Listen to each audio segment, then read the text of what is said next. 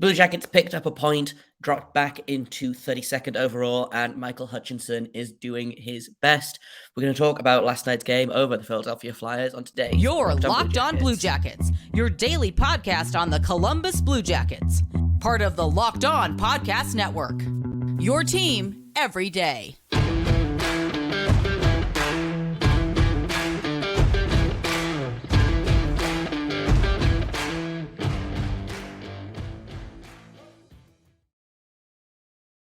Hello and welcome to Locked On Blue Jackets, part of the Locked On Podcast Network, your team every day. I am, as always, your host, Jay Foster, here to bring you the stories, the news, the good, the bad, and the ugly about your favorite team and mine, the Columbus Blue Jackets. Before we get started, I want to thank everyone for making this your first listen of the day every day. Locked On Blue Jackets continues to be free and available on all podcast platforms. We're over on YouTube. Like and subscribe to get new content every day. Let's start off with talking about last night's game, because they sure did almost screw the tank up for everyone. No, it was a weird game, so we're going to talk about it. We're also going to look ahead to the Penguins, and I also got a couple of mailbag questions from a listener, so we're going to get into those as well. Before we do all that, I want to let you know that today's episode is brought to you by Gametime. Download the Gametime app, create an account, and use code LOCKEDONNHL for $20 off your first purchase. Let's talk about that game against the Flyers, because that opening was very much like the Blue Jackets are a bad team. The Flyers are something else, man. And I understand that the Flyers won the game, and they are significantly above the Blue Jackets in the standings. I feel like they probably have close to 20 points on them, if not more. Maybe I'm making that up, but let's find out. They do, in fact, have 16 points over the Blue Jackets. So this is not me being like, wow, the Blue Jackets are a better team than the Flyers, because they're not. But something has happened to the Flyers this season, and I don't know if it's a John Tortorella thing. I don't know if it's a paying $10 million to Rasmus Ristolainen and Tony DeAngelo thing, or, Cam Atkinson's been out all year. They lost Claude Giroux. Sean Couturier hasn't played since 2021. Ryan Ellis has played 4 games total since they traded for him, so a lot of things have clearly gone very, very wrong for the Flyers. But watching them play was just such an experience. And I mean that with all the love in the world to Ross and Rachel, who host Russ and Rachel, who host Locked On Flyers. I think you guys are wonderful, and I feel bad that this is the team that you have to watch. And I understand, because look at the team that I have chosen to watch for the past, 8 years or whatever. But genuinely, I was like, man, the Blue Jackets are going to run away with this one. They didn't, because with the best will in the world, Michael Hutchinson is Michael Hutchinson. He's doing his best, and I tweeted about this last night. I really genuinely do think that he is doing his best. Unfortunately, he is not an NHL caliber goalie. He's certainly not an NHL starter caliber goalie, but he is the best that the Blue Jackets have right now. They have back-to-backs to finish the season, so they're playing tomorrow night against Pittsburgh, and then they are ending the season against Buffalo, I believe, on Friday night. So probably the Blue Jackets will be forced to play one of John Gillies or Jet Greaves. Elvis Merzlikins, I believe he was in the list of players that Jeff said was done for the season, which includes guys like Boone Jenner, who was a very late scratch last night. He, I think, made it all the way through warmups and then just didn't play, which was very strange. None of the injured veteran Jackets are expected back for the last 2 games. Boone Jenner dealing with a back injury as well. Not the same that's been... not the same one that finished the season last year. This seems like it's just kind of a niggle, but it could be... it could very well be the Blue Jackets just kind of limping over the line, because what else is there at this point? All in all, the game was fun? Question mark. That first period, really great to see Liam Foodie get a goal. Great to see Treyfix Wolanski get a goal. That's his first goal of the season. I think he's played 9 games for the Blue Jackets. He's kind of been up and down. He had that issue where he missed the meeting, got sent back down. Obviously, he's been the MVP down in Cleveland, so really nice to see him get rewarded with a goal here. He almost had another one. Sean Corrali scored a goal as well, which gives him 11 on the season, which might be a career high for him, which would be very exciting. Again, he's one of the only healthy Blue Jackets at the minute. His career high is 14 goals, which he set last year. So almost, but not quite. One more goal will be his 50th career goal. But he's playing that number one. He played that number one center spot last night because, I mean, again, who else is there? Like, I was thinking about it. I was like, genuinely, what is the center depth of this team right now? And I've got a horrible feeling that the center depth of this team is, well, we'll see. It's Sean Corrali. It is Jack Roslovic, Lane Peterson, and Hunter McCown. They do have Kent Johnson and Liam Foodie, who can both play center, but they have been playing on the wing most of the season, especially Kent Johnson, who, again, I feel like is probably the best center. He's the best player on that list. I don't know if he's the best center on the list, but like I said, for better or worse, Blue Jackets continue to limp towards the finish line. But in terms of guys that aren't coming back, Jenner's not going to play. Olivier's not going to play. Laine's not going to play. Robinson is probably not going to play. Blankenberg's done. Gabranson's done. I would expect that Muslikins is also done. An interesting thing to note as well on the NHL's roster list is that Stanislav Svozil has been added to the Blue Jackets roster. He won't play, but I could see him being added to the Monsters on an ATO or what have you. I don't know what the rules are exactly, because if you're supposed to be on the roster by a certain date to make it blah, blah, blah, that's why they sent Cole Sillinger down on trade deadline day to make sure he was on the paper for the playoffs. If the Monsters make it, their hope is still alive. Their playoff hopes are still alive, which is really fun. But that could be interesting. I didn't realize that he had been added to the list, but I do not think that we will see him in a Blue Jackets jersey to finish off the season, because they'd have to burn an entire year of his entry level. And for 2 games, like, what's the point? They're going to come out and prove me wrong now, probably, because they love to do that. But we'll see. Like I said, Blue Jackets have got 2 games left. They've got Pittsburgh tomorrow and then Buffalo on Friday. So let's go ahead and talk about that game against the Penguins, because it could be pivotal to the Blue Jackets finishing 32nd overall and the Penguins making the playoffs. And I want to kind of debate what is more important and what is funnier, because I think those are 2 very different questions. So we're going to do that in just a minute. But first, we've got a brand new sponsor to talk about, and that is Gametime. I am always trying to buy tickets last minute. I am a person that loves to plan, but a person that's very bad at planning. So it usually turns out that I buy tickets like the day before or even the day of, and it should not be as stressful as it is. And it's not. With Gametime, you can buy tickets for sports events, music, comedy, theater, killer deals on last-minute tickets, and their best price guarantee. Stop stressing over tickets and start getting hyped for the fun that you are going to have. I know the next time I'm going to be in San Jose during the hockey season, I will be using Gametime to get last-minute tickets for the Sharks and also for the Barracuda, because they are cheap as heck, and even cheaper with Gametime. They've got flash deals, last-minute tickets, images of seat views, low price guarantees, event cancellation protection, job loss protection, all kinds of things. And they've got their Gametime guarantee, which means if you find tickets in the same section and row for less on a different platform, Gametime will credit you 110% of the difference. Snag the tickets without the stress with Gametime. Download the app, create an account, and use code LOCKEDONNHL, all one word, for $20 off your first purchase. Terms apply. Again, create an account, redeem code LOCKEDONNHL for $20 off. Download Gametime today. Last minute tickets, lowest price guaranteed.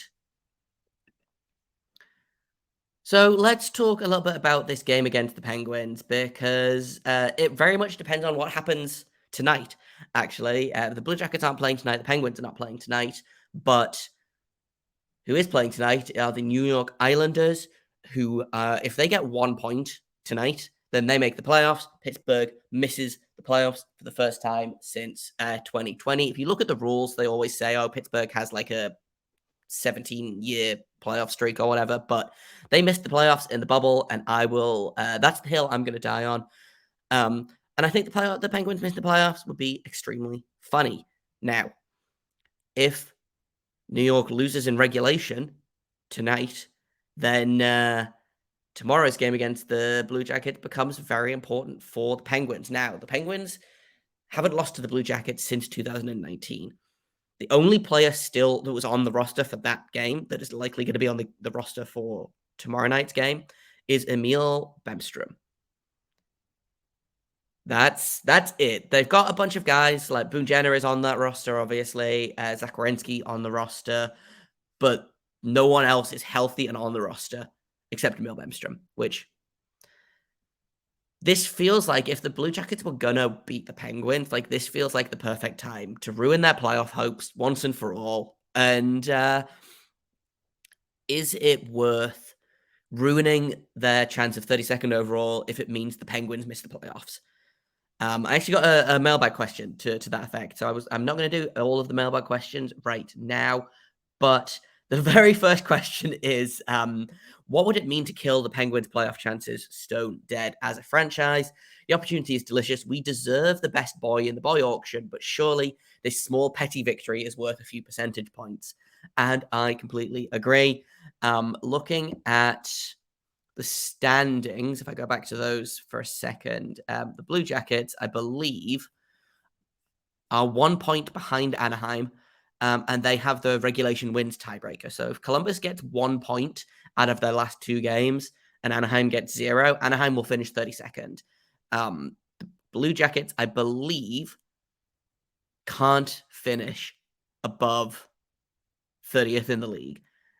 If they win both of their games, which seems extremely unlikely, they can finish 29th. But that would be if San Jose loses both of their remaining games and Columbus wins both of their remaining games. That is absolute worst case scenario for the tank. Right now, Chicago is in 30th with 58 points and 18 regulation wins. Anaheim is 31st with 58 points and 13 regulation wins. Columbus has 57 points and 15 regulation wins. So Anaheim has the regulation win tiebreaker. So Columbus has to finish with fewer points than Anaheim to finish 32nd. Now, would I take those points? 2 points. Pittsburgh misses the playoffs. Columbus finishes 30th or 31st.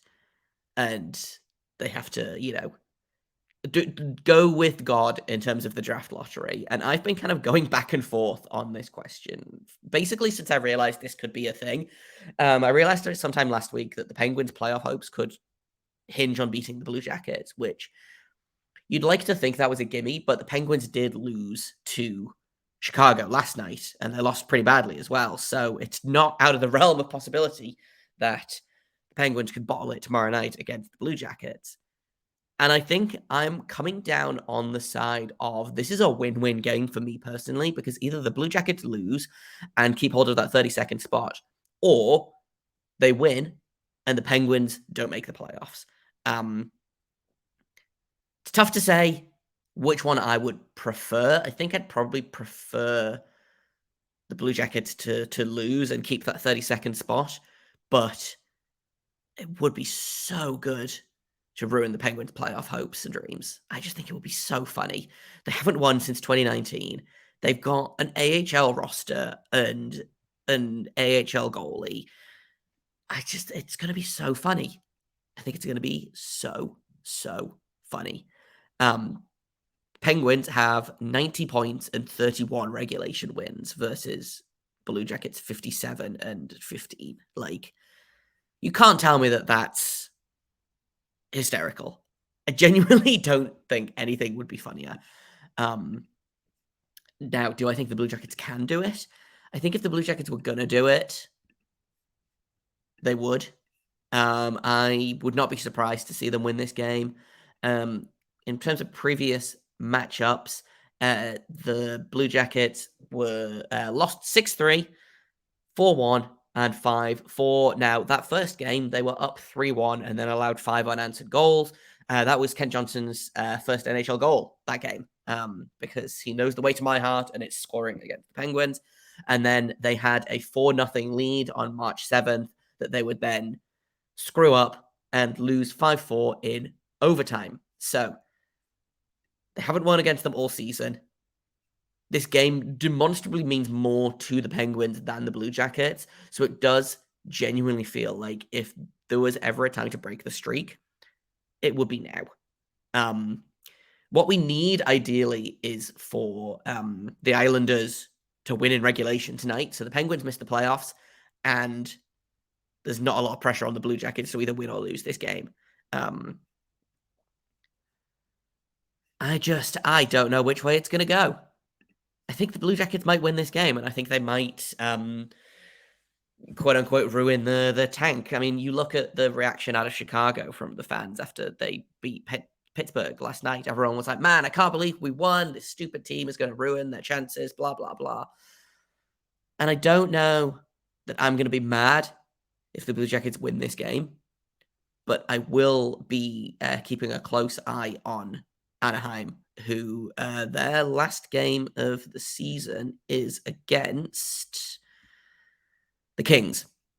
So we could really do with Anaheim winning tonight, or tomorrow night, excuse me, against the Kings. And we could also do with Chicago beating Philadelphia to finish their season off as well. But we'll see how it goes. We'll break down that game tomorrow. We're going to finish off today's episode with a couple more mailbag questions. There's a couple of really good ones, and then there's one kind of a question that I answer kind of every couple of weeks, but it's a question that I haven't answered in a while, so we are going to go with it. That's all coming up in just a minute on Locked On Blue Jackets. So, Anna Shea, one of my all-time favorite listeners, very, very good friend of mine, always brings the heat with the questions, has a bunch of questions to ask because she's the best. So let's get into them. First question was about the Penguins' playoff chances dying, and the delicious, delicious opportunity that we have to do a extremely funny thing. But second question, Brad Larsen has had 2 seasons as head coach now. What are you grading him? Do you think he's a good fit with the team we have / the vision of the team Jarmo has? Can someone at any point fix the special teams? So this is an interesting way to phrase this question, because I feel like I've been pretty vocal all season about Brad Larsen's shortcomings as a coach. I don't think he's a good fit with the team that we have. I do think he is a good fit for the vision of the team that Jarmo Kekalainen has assembled, because for whatever reason, I think this team wants to be bigger and meaner and tougher than they are. You bring in a guy like Eric Gabranson, you bring in Mathieu Olivier, who I fully assume is going to be back next season. Gabranson will be back next season. Like, there's no debate about it, The organization has nothing but good things to say about Sean Corrali, who leads the team in penalty minutes. It's been a constant struggle all season of, do you play the grit guys or do you play the kids that are going to make mistakes but are ostensibly the future of this team? I'm giving Brad Larsen a D because I think he's done a bad job. And I think we were lulled into a false sense of security almost with last season. The Blue Jackets overachieved last season. And I think partially that was not down to Brad Larsen, but I think a lot of people gave Brad Larsen more credit than is due his way because of the overachieving of last season. This season, it's been really tough to look at Brad Larsen as a coach because he has had so much roster turnover, even from last season, even from like 2 months ago to now. The Blue Jackets have had, 44, 45 guys in a Blue Jackets jersey this season. They've had like 12 guys make their NHL debuts this season. They've used 6 different goalies. I think it's tough to look at this season and say that they are bad because of Brad Larsen, but I don't know if Brad Larsen is the coach that they want to be running this team this time next season. And it goes up and down. It depends on if they get Bedard, then Bedard will likely be a Blue Jacket next season. If they get Fantilli, Carlson, Michkov, those guys likely not Blue Jackets next season. Fantilli will go back to college. Carlson will go back to Sweden. Michkov will stay in Russia until his contract is up, which I believe is the end of the 2025 season. So I really think it depends on what the Blue Jackets do with their draft lottery position. Oh, it's not what they do with it, because obviously they don't do anything with it. It's however they end up in the draft lottery, I think, is really dependent on what I want them to do with coaching next season. Because if they have anyone but Bedard, this feels like a lottery team next season, because they won't have Fantilli, they won't have Carlson, they won't have Michkov. They, in theory, will have a fully healthy team. They'll have Line all season. They'll have Werenski all season. Everyone, knock on wood, will be healthy next season. I don't think Brad Larsen is the coach of the future. I don't think he was ever supposed to be the coach of the future. I think they assumed that the team was going to be bad and didn't want to pay a lot of money. So they went for a guy like Brad Larsen. Do I wish, in hindsight, that they'd gone for Brad Shaw, who didn't even get an interview and is now, by all accounts, getting big opportunities in Philadelphia, and, has gone to John Tortorella, where he's coaching, and has really kind of had some success. He's been running the bench for a couple of games this season. Do I wish that they had chosen Brad Shaw instead of Brad Larsen? Yes. However, this is the team that this is the coach that the team has. He's going to be the coach next season. They're not firing Brad Larsen unless they absolutely have to. If he is driving this team into the ground, if they get Bedard and get, Vezina quality goaltending from Merzlikins and Norris quality defense from Werenski, and, Bedard is there and Jiricek is there, and, they're basically underperforming then, and they are forced to fire him, I could see that. I think if this team is a lottery team next year, I still think Brad Larsen runs out his contract. The contract ends at the end of next summer. They go out and they find someone else. I don't see him as the coach of the future. And I don't think anyone does. And I don't think they ever did. I don't think he was ever designed to be a long-term coach. I think he was, okay, we're going to pay you less money than we would have to go out and pay, Bruce Boudreau or Barry Trotz or whoever else was kind of the coach of the moment last summer, when people were like, let's go get this coach, Gerard Gallant, for example. They would have had to pay him way more money than they're paying Brad Larsen. I don't know how much Brad Larsen is making, but it's not going to be like Barry Trotz, Gerard Gallant money. It just isn't. If they overachieve this coming season, I could see them having the money, and the roster, I think, is in a place where it makes sense to bet on it more than it did 2 seasons ago when Tortorella left. But I don't see Brad Larsen as the future of this team. And that answer got away from me a little bit. Hopefully it has answered some questions about Brad Larsen. Next question. RIP to another season. What are your dream off-season moves? Sorry, we're always asking this stupid question, but what else is there right now? Well, I don't think it's a stupid question. Dream off-season moves, obviously, number 1, win the draft lottery. Number 2 is go out and pick up a veteran goaltender. I don't know who off the top of my head, but I think what I've learned from the goaltending this season is when Elvis is good, he's really, really good.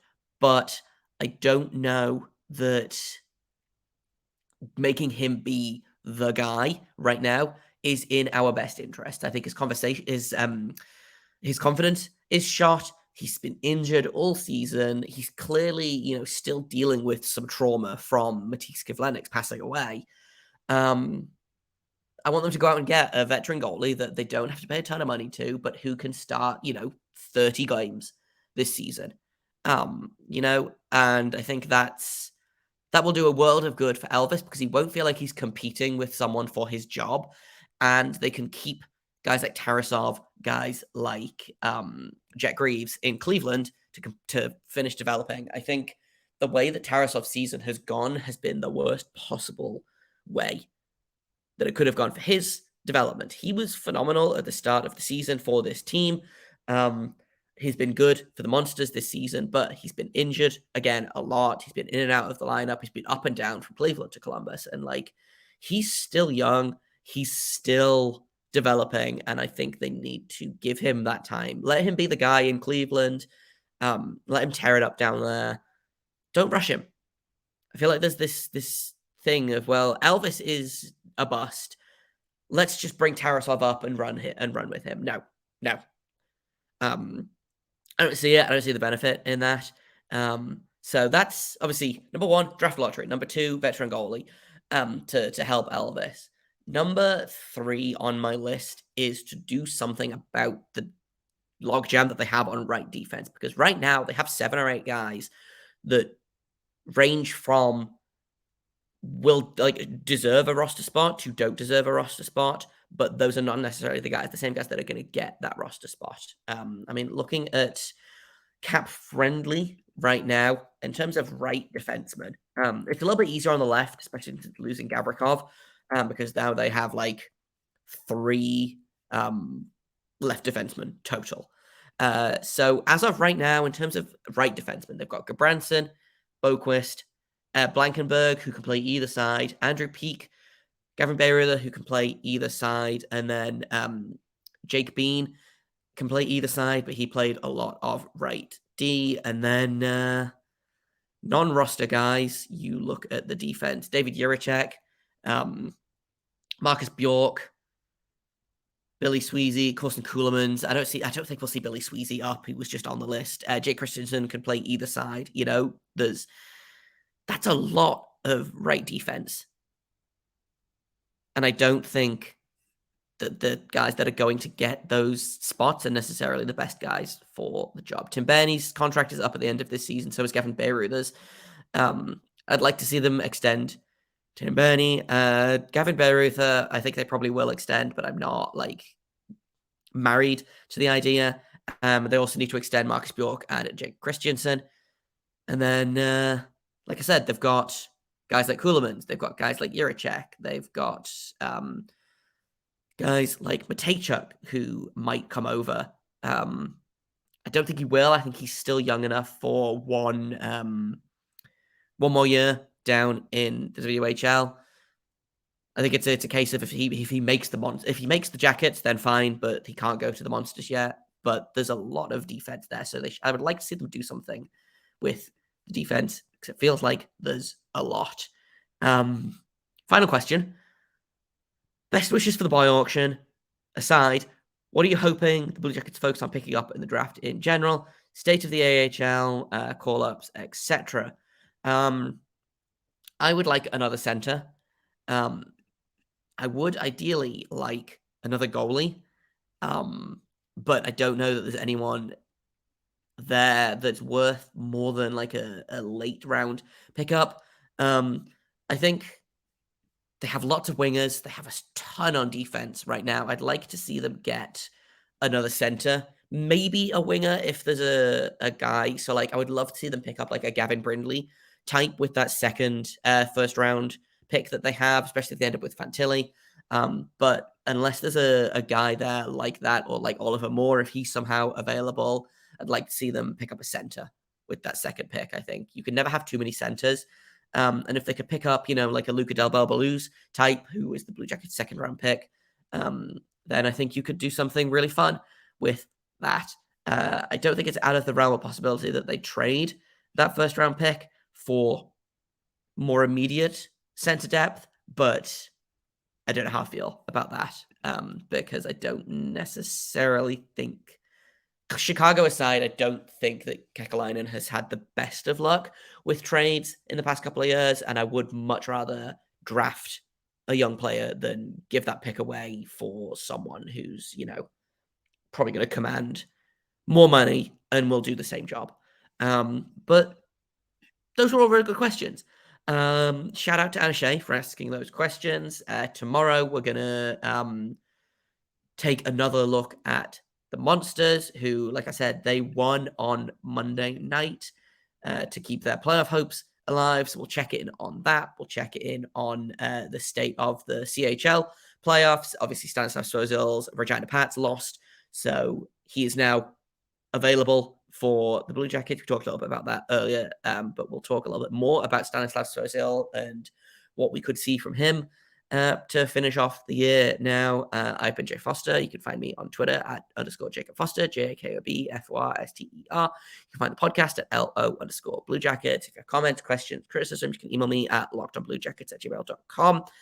Thank you for listening. Thank you for making this your first listen of the day every day. Locked On Blue Jackets continues to be free and available on all podcast platforms. We're over on YouTube. And just thank you for listening. Even if this is not your first listen, I appreciate every single person who tunes in, whether they tune in once a week or 5 times a week. And I'm excited for the off season. It's been a rough season. I'm excited for the kind of coverage that we're going to be doing. So we'll get into that in as soon as next week, actually. So excited for that. Hopefully you guys are as well. That's all I've got for today. Thank you once again. And until tomorrow, make sure you stay logged on.